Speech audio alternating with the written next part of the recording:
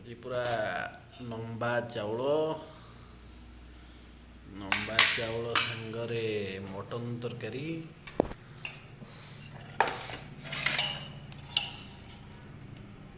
ପୁରା ମଟନ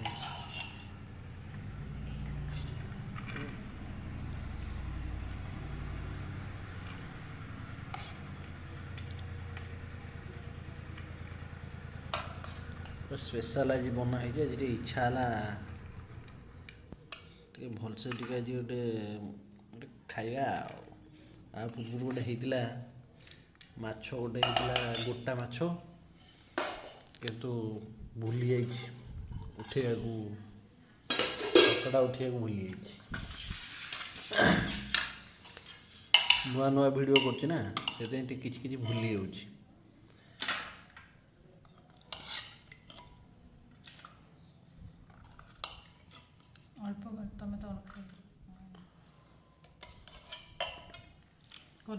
ମଟନଟା ଭଲ ହେଇଛି କି ନା ଟିକେ କମେଣ୍ଟରେ କୁହ। ଯାଇଛି ତଳକୁ ଅଛି, ମତେ ତ ଲାଗୁଛି ଭଲ ହେଇଛି, କାରଣ ମୁଁ କଲେ ଟିକେ ଭଲକି କରେ, ଭଲ ହୁଏ। ମତେ ଭଲ ଲାଗେ ମୋ ଷ୍ଟାଇଲର ରୋଷେଇଟା। ପୁରା ସବୁ ଗୋଳେଇ ଗାଳେଇ, ପୁରା ମସଲା ଫସଲା ସବୁ ଗୋଳେଇ ଗାଳେଇ ଆହୁରି ଅଛି ବହୁତ ଅଛି। ତମେ ଖାଇବ ତ? ଗଲ ଯା। ହଁ, ଭାତରେ ପକେଇଦେବି।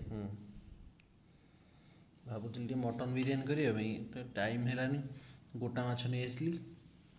ଗୋଟା ମାଛ ତାକୁ ସୁଜି ଫୁଜି ପୁରା ବେସର ଫେସର ଦେଇକି, ମସଲା ଦେଇକି ତାକୁ ପୁରା ଫ୍ରାଏ କରାହେଲା। ସେଟାକୁ ଖାଇକି ଆଉ ଇଚ୍ଛା ନଥିଲା।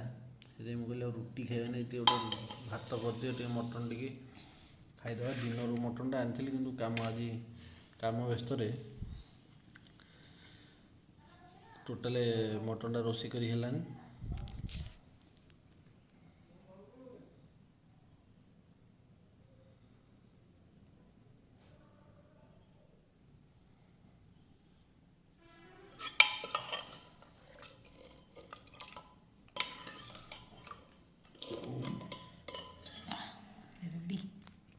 ବର୍ତ୍ତମାନ ଷ୍ଟାର୍ଟ କରିବା ଖାଇବା। ଆଉ ଅପେକ୍ଷା କରି ହେବନି। ମଟନର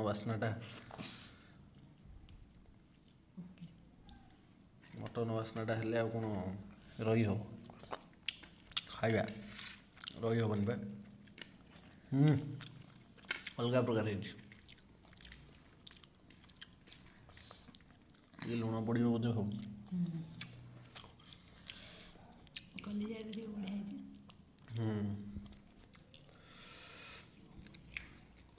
ଠିକ୍ ଅଛି। ବର୍ତ୍ତମାନ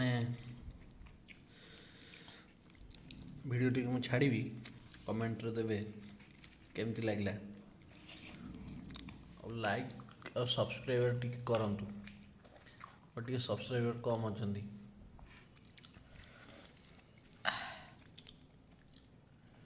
ଟାଟା।